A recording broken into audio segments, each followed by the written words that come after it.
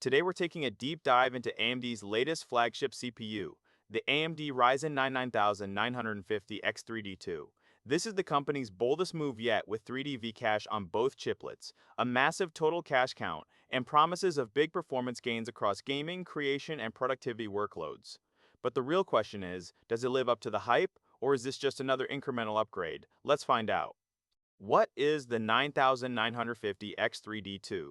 The Ryzen 9 is AMD's newest high-end desktop processor, built on Zen 5 and featuring a dual-stacked 3D Vi-cache design, meaning both of its CCDs get 3D cache, unlike previous X3D chips.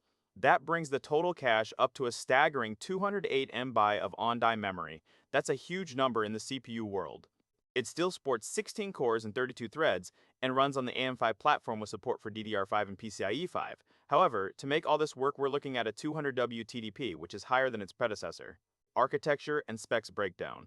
So why should you care about dual 3D V-cache? In theory, more cache closer to the CPU cores means faster access to data, especially in scenarios where the data set doesn't fit into smaller caches. Things like high-resolution gaming, large compile jobs, 3D rendering, and AI tasks. By putting cache on both CCDs, AMD aims to solve the uneven cache access issues we saw on earlier X3D chips where only one CCD had extra cache, and that could sometimes bottleneck performance depending on thread scheduling. Performance. The real story. Now this is where things get interesting. Early leaks and benchmark numbers suggest that there are definite gains over the last generation in multi-core workloads and creative tasks. Things like Blender, V-Ray, Unreal Engine, AI simulation tasks, often in the 5 to 10% range or even a bit more in some leaked data. In gaming, the story might be more subtle.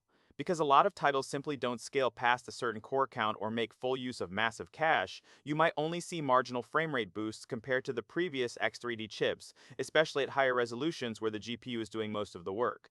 Is it worth it? Let's be real. If you're a content creator, developer, or someone who runs large workloads that can actually leverage that cache and those threads, this chip is compelling. The jumps in productivity and AI benchmarking we've seen reported could make this a workstation powerhouse. But for gamers, it's a tougher call.